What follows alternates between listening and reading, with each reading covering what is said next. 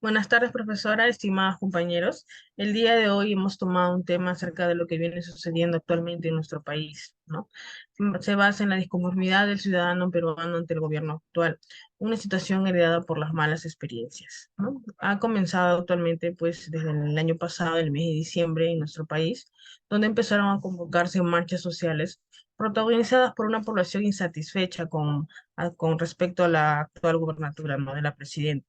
Estas manifestaciones han cobrado protagonismo como una expresión legítima del descontento, ¿no?, de la población hacia diversas problemáticas que aquejan a la sociedad. La población se encuentra cansada de la falta de respeto, la desigualdad, la corrupción que se viene dando en el Congreso, en la gobernatura, la falta de oportunidades laborales, la crisis económica, el alza de precios, ¿no?, la presencia de injusticias que afectan su bienestar. En ese sentido, el Poder Ejecutivo, representado por la presidenta actual, Dina Boluarte, ha manifestado la necesidad de trabajar en paz, a través del diálogo y en unidad nacional, buscando el consenso y evitando la polarización de la nación.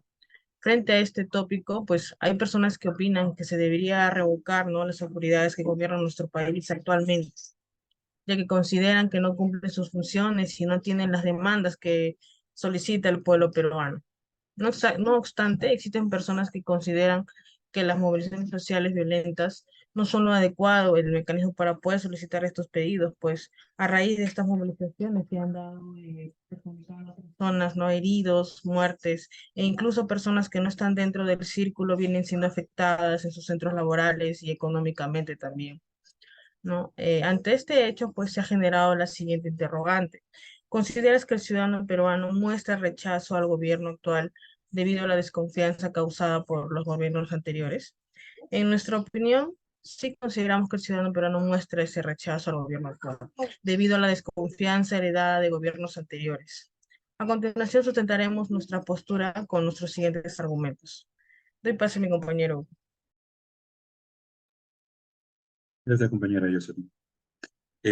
Como primer argumento, tenemos que nosotros consideramos que el ciudadano peruano muestra falta de confianza al gobierno actual debido a que en los anteriores gobiernos se ha denotado una falta de institucionalidad, ya que se ha perdido el respeto a la autoridad debido a a casos de expresidentes que han sido investigados, inclusive muchos de ellos condenados por cohesión y soborno. Eh, Esto se explica desde una perspectiva del término de corrupción, ¿sí? La corrupción en el Perú ha sido un lastre histórico que ha dañado al país en múltiples niveles. Desde la independencia hasta la actualidad, eh, la corrupción ha erosionado la confianza de la ciudadanía. Eh, Uno de los casos más sonados de corrupción es la del expresidente Alberto Fujimori en el año 1900, en su periodo del año 1990, donde se manifestaron diversas demandas sobre las irregularidades en la administración pública. Uno de los casos más sonados de este tipo justamente fue el del ex asesor presidencial Vladimiro Montesino, en su caso de los Vladivideos, donde se observa pues eh, estos trueques y estos sobornos que se le hacían a diversos personajes de la política. Asimismo, también otro caso importante es el caso de Alan García, que en su primer gobierno en la década de los 80, la falta de institucionalidad permitió que hubieran prácticas corruptas y que afectaran diversas instituciones del Estado. Eh, También, como segundo lugar, tenemos que el Perú ha enfrentado gobiernos marcados por la falta de preparación y experiencia de sus líderes políticos. Y esto se explica por la toma de decisiones inadecuadas y políticas mal concebidas que conllevan a una gobernabilidad totalmente deficiente. Uno de los casos sonados ha sido el gobierno de Augusto B. Leguía, en el oncenio de Leguía, en la época de 1919 hasta 1930, eh, donde se observó que el presidente tenía mala preparación porque porque falló como líder político, porque bueno, se hizo prácticas de corrupción y autoritarismo. Se planteó o se implementó políticas económicas que favorecían a la élite y no abordaban las desigualdades sociales, lo que exacerbó pues la brecha entre ricos y pobres. Eh, Otro gobierno importante también que mencionar de falta de preparación es el gobierno de Juan Velasco Alvarado en los años de 1968 a 1975, que se vio marcado porque, bueno, básicamente el expresidente Velasco era un militar que no tenía o que carecía de experiencia política. Entonces, él implementó cambios radicales como la reforma agraria, que fue una medida totalmente improvisada y sin ningún adecuado proyecto para la implementación. Es por eso que nosotros reafirmamos que el pueblo peruano rechaza el gobierno actual debido a la desconfianza por los episodios de corrupción y de poca preparación de sus líderes políticos en los pasados gobiernos. Doy pase a mi compañero Germán. Continuando con el segundo argumento, consideramos como grupo que la población peruana muestra desconfianza hacia el gobierno actual debido a la deficiencia de la normativa y de las leyes de la actualidad que se viven en el país, ¿no? Esto ha tenido un impacto negativo en la historia del Perú, causando crisis económicas y represión social por parte de las autoridades represivas del pasado, ¿no?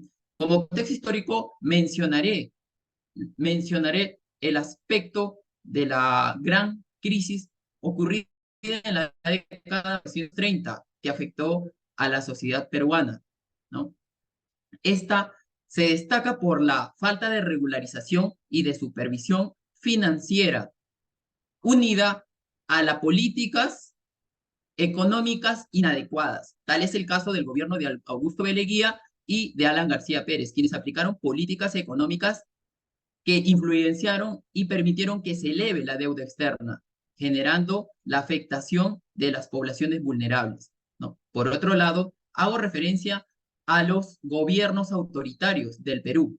Entre ellos puedo mencionar al gobierno de Manuel Velasco Alvarado y de Francisco Morales Bermúdez, quienes vulneraron libertades civiles y derechos fundamentales, incluyendo la censura de medios de comunicación y la, y la vulneración de derechos fundamentales, como por ejemplo también la persecución de opositores políticos, ¿no?